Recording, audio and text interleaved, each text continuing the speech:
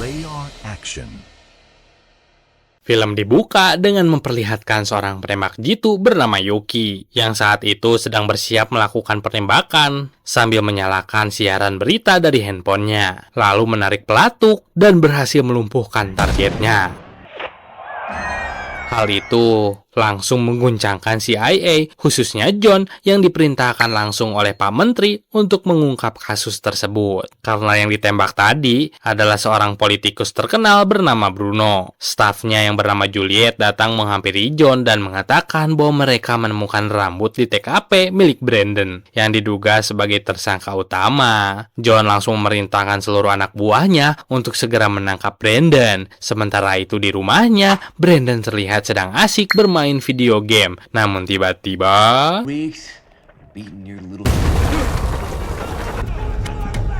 Brandon yang masih kebingungan langsung dibawa oleh anggota SWAT dan CIA menuju rumah tahanan. Yuki juga ternyata berada di sekitar TKP karena niat menghabisi Brandon. Langsung menghubungi bosnya dan memberitahu bahwa Brandon baru aja ditangkap. Bosnya segera memerintahkan Yuki untuk menjalankan rencana cadangan. Sebelum Brandon dibawa ke penjara, dia terlebih dahulu dibawa ke rumah aman untuk diinterogasi oleh John. John mengatakan bahwa seluruh bukti dalam tragedi penembakan Bruno mengarah langsung pada Brandon. John menuduh bahwa semua ini juga berkaitan dengan ayah Brandon karena diketahui merupakan mantan penembak jitu. Nggak lama kemudian, seorang kolonel bernama Zero datang dan langsung mengatakan bahwa John terlalu cepat mengambil kesimpulan. Setelah John keluar dari ruangan, Zero mengatakan pada Brandon dia juga akan menyelidiki kasus ini untuk mengungkap fakta sebenarnya. Apakah Brandon itu benar pelakunya atau dijebak? Gak lama berselang, John kembali masuk dan memerintahkan anak buahnya untuk membawa Brandon ke penjara dengan tingkat tinggi. John sempat memperingatkan Zero agar gak ikut campur dalam kasus ini. Scene berpindah ke sebuah markas kartel yang berkedok bengkel. Terlihat seorang bos mafia menerima telepon dari seorang pria misterius yang diketahui merupakan bosnya Yuki. Zero masih berusaha mencari kejelasan mengenai kasus Brandon dengan mendatangi Juliet dengan menanyakan apa yang dia ketahui, serta alasan mereka begitu yakin bahwa Brandon adalah pelakunya. Juliet kemudian menunjukkan rekaman. Dari hasil penyelidikan, mereka menemukan lokasi tempat penembak jitu itu, sekitar 1,6 km dari TKP.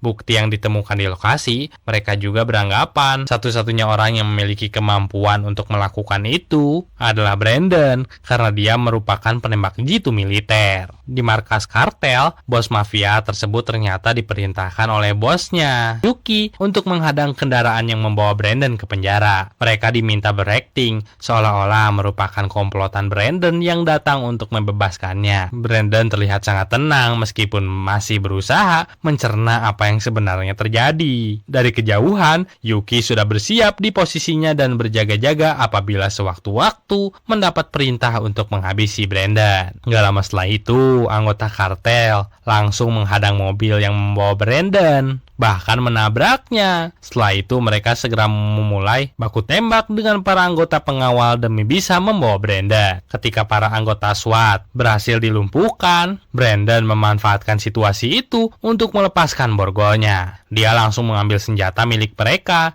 dan menembak bos mafia beserta anak buahnya yang masih tersisa. Beberapa anak buah mafia kembali bangkit dan Yuki sudah bersiap di posisinya ikut mengincarnya. Mereka berusaha menembak Brandon, tetapi Brandon berhasil melarikan diri dari lokasi.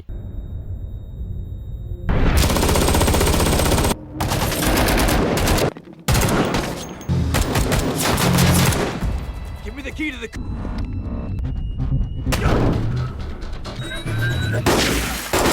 Zero terlihat sedang mengamati seorang pengusaha bernama Donald yang malam itu tengah makan malam bersama selingkuhannya. Zero langsung menghampiri Donald dan mengajaknya bicara sebentar. Zero menanyakan hubungan Donald dengan Bruno, serta alasan mengapa pada hari kejadian Donald yang bukan seorang politikus berada di panggung yang sama dengan Bruno. Donald menjelaskan bahwa dirinya berada di sana untuk mendukung pembatalan embargo dan mengaku-ngaku gak tahu menahu soal pembunuhan Bruno. Sementara itu, John yang sedang menunggu perkembangan kasus Brandon dikejutkan oleh kabar bahwa kendaraan yang membawa Brandon telah diserang. Anggota mereka tewas dan Brandon berhasil melarikan diri. John langsung menganggap bahwa penyerangan tersebut dilakukan oleh komplotan Brandon. Stafnya menjelaskan bahwa selain anggota mereka ditemukan juga beberapa mafia Rusia yang tewas di TKP.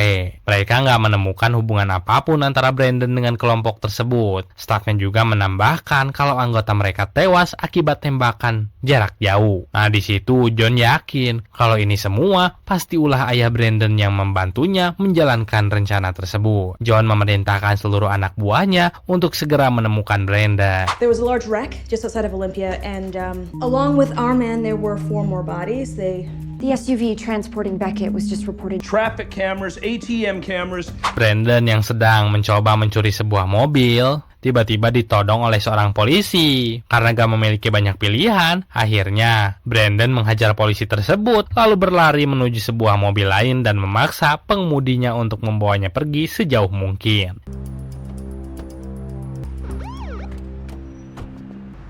Guys, I know you're just doing the job.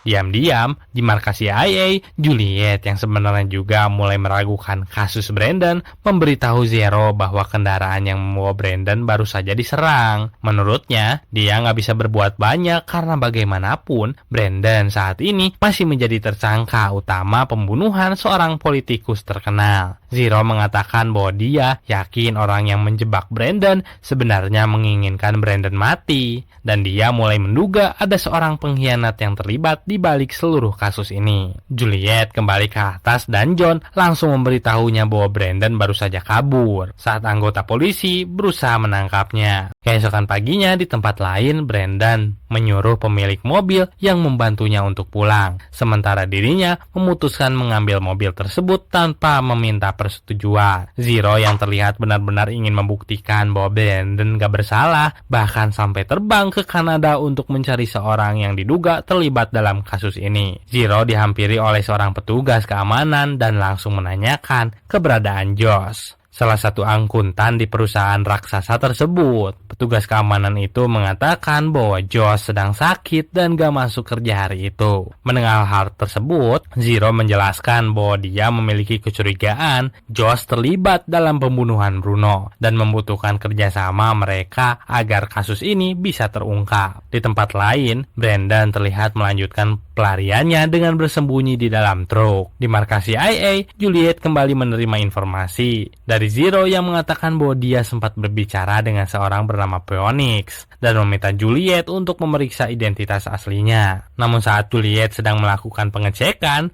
John tiba-tiba menghampirinya dan menanyakan apa yang sedang ia kerjakan. Begitu mendengar nama Zero disebut, John langsung naik pitan dan menegaskan bahwa Juliet harus melapor kepadanya setiap kali Zero menghubungi lagi. Me again? What do you got? Turns out I was wrong. No, but I did talk to a guy named Drake. Security, you name it, right down to his goddamn Netflix. Agent Rosenberg asked me to look into. Jesus Christ, where is Zero?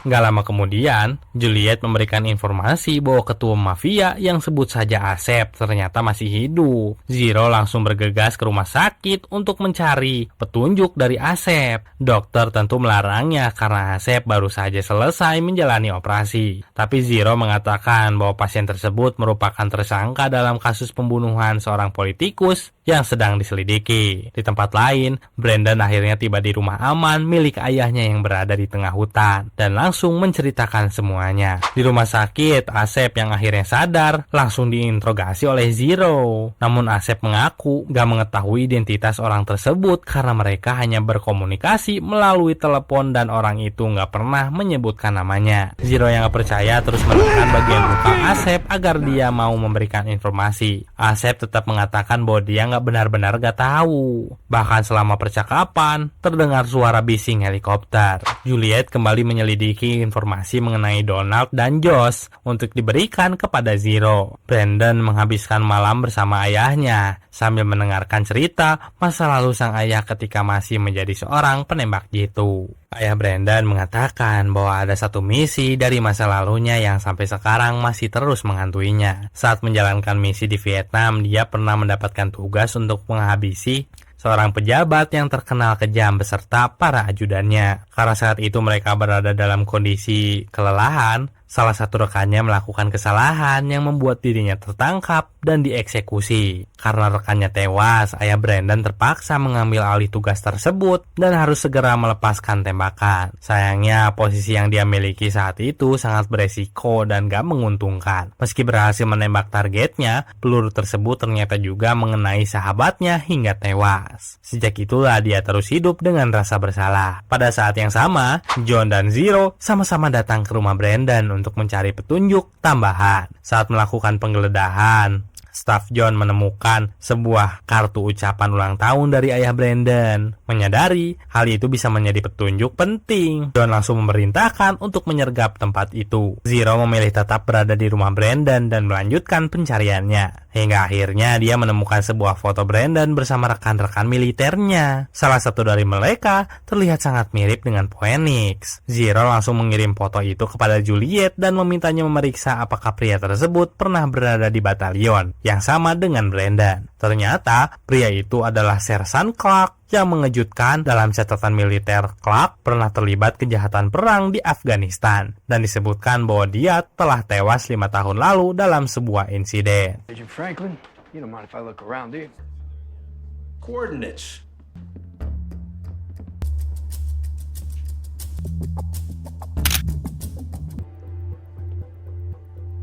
Confirmed that Drake Phoenix was in Brandon's battalion. Clark McConnell. He was wanted for Keesokan paginya, Brandon dan ayahnya terlihat sedang memotong kayu sambil mengobrol satu sama lain. Dalam percakapan itu, ayahnya menanyakan kabar ibu Brandon, sekaligus mengungkapkan penyesalannya karena dulu jarang pulang. Kemudian mengatakan Brandon bahwa dirinya menjadi penembak jitu karena ingin mengikuti jejak sang ayah. Dia selalu berharap suatu hari bisa menghabiskan waktu bersama ayahnya, seperti yang mereka lakukan saat ini. Di tempat lain, Zero akhirnya berhasil menemukan Josh dan langsung menekannya agar mau mengungkap siapa sebenarnya Phoenix. How's your mother? Good. Oh, I'm sorry. Just, 2 knots on a log. Asking you where he is. Yeah, I'm just thinking.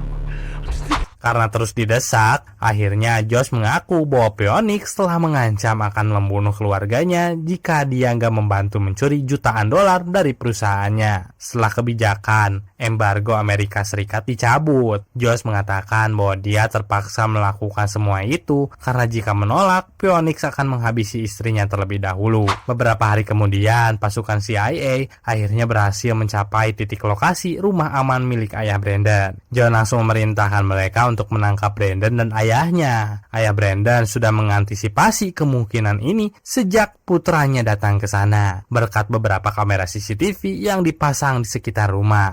Ayah Brandon langsung memberikan sebuah senjata kepada Brandon dan menyuruhnya keluar melalui jalur rahasia. Di markas CIA, Zero menelepon John dan mengatakan bahwa dia baru saja mendapatkan informasi yang bisa membuktikan bahwa Brandon gak bersalah. Di rumah aman tersebut, ayah Brandon yang merasa gak melakukan kesalahan memilih keluar rumah sambil mengangkat kedua tangannya sebagai tanda menyerah. Namun tiba-tiba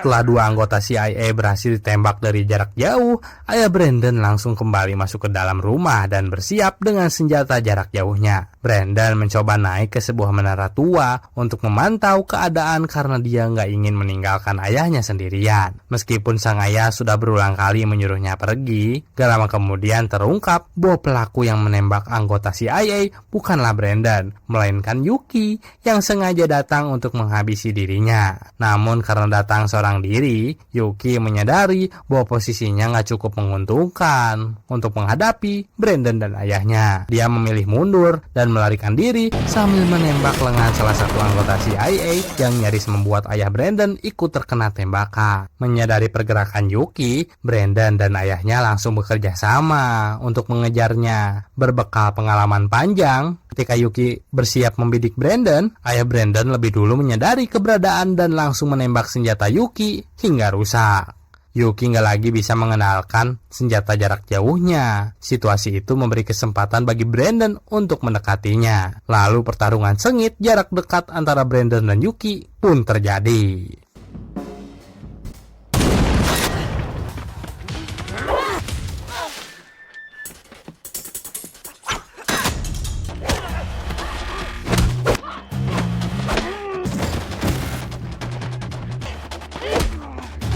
Sayangnya kemampuan bela diri Yuki sangat mumpuni, membuat Brandon kewalahan dan akhirnya kalah telak. Yuki bersiap menghabisinya, namun ayah Brandon tiba-tiba datang dan langsung menodongkan senjata. Yuki gak memiliki pilihan selain melepaskan Brandon. Di Kanada, Zero mencoba mendatangi rumah Phoenix yang ternyata sudah kosong. Karena gak menemukan siapapun di sana, Zero memutuskan masuk ke dalam rumah untuk mencari petunjuk. Saat menggeledah kamar milik Phoenix, dia menemukan sebuah paspor palsu dengan identitas Brandon. Dia juga menemukan beberapa bukti pembayaran taksi air yang tampak mencurigakan. Sebagian di antaranya bahkan dibuang ke tempat sampah. Gak lama kemudian, Brandon secara mengejutkan mengambil kamera milik CIA dan menghubungi John untuk menunjukkan wajah Yuki. Brandon menjelaskan bahwa Yuki lah yang telah membunuh anggota CIA dan kematian Bruno dia yang melakukan. John langsung memerintahkan anak buahnya untuk menjemput mereka bertiga agar Yuki bisa segera diinterogasi. Juliet sedang menelusuri identitas Yuki, mengungkapkan bahwa dia merupakan anggota kelompok Yakuza yang dijuluki sebagai malaikat maut. Pada saat yang sama, Zero menemui seorang pengemudi taksi air dan memintanya mengantarkan dirinya ke sebuah pulau yang diduga menjadi tempat persembunyian Phoenix. Sopir tersebut menjelaskan bahwa ada 3 pulau berbeda di wilayah itu. Gak lama kemudian, sebuah helikopter melintas di atas mereka dan mengingatkan Zero pada pengakuan Asep mengenai suara helikopter. Dari situ, Zero segera meminta diantar ke pulau yang memiliki helipad. Di tempat lain, John menjelaskan bahwa identitas Yuki sudah berhasil diverifikasi, bahwa dia beberapa kali keluar masuk Amerika Serikat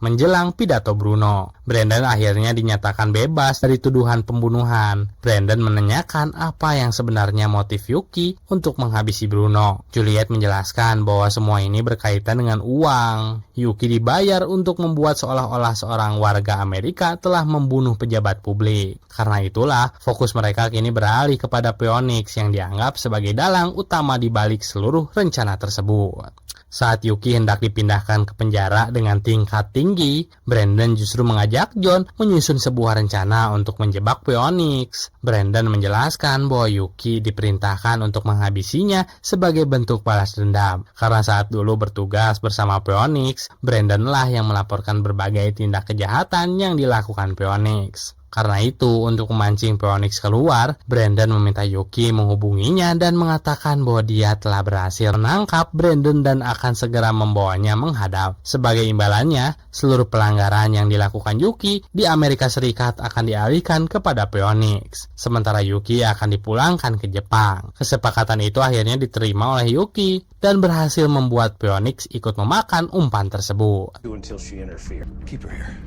We can use her. Burn down her store while we're doing recon in a small village. It's about revenge. No. Revenge is just why he's trying to hang this.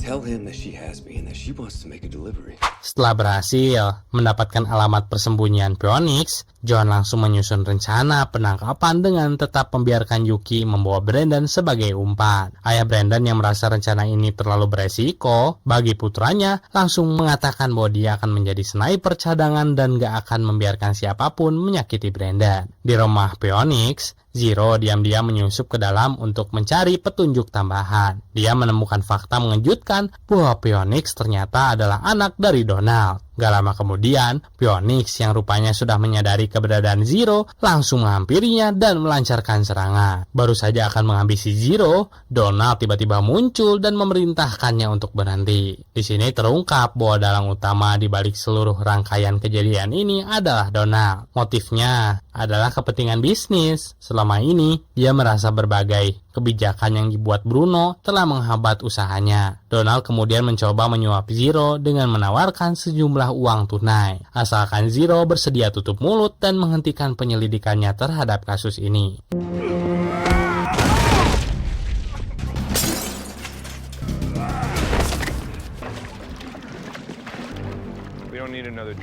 Gak lama, Yuki dan Brandon akhirnya tiba dan mulai menjalankan rencana. Dalam percakapan mereka, Yuki mengungkapkan bahwa Phoenix pernah memerintahkannya untuk menghabisi saudaranya sendiri. Namun dalam kejadian itu, justru keponakan Phoenix yang terbunuh, sehingga Phoenix menganggap Yuki memiliki utang yang harus dibayar dengan cara menghabisi Brandon.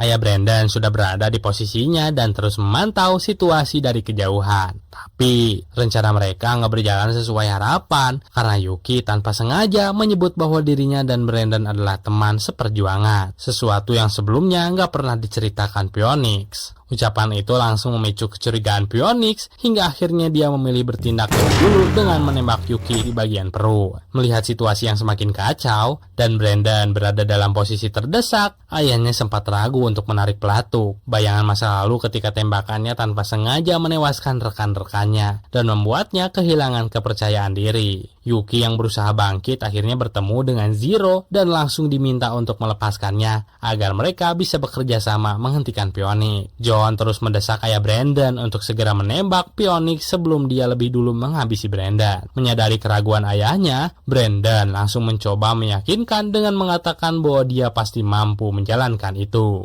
karena dia adalah seorang sniper sejati. Dan akhirnya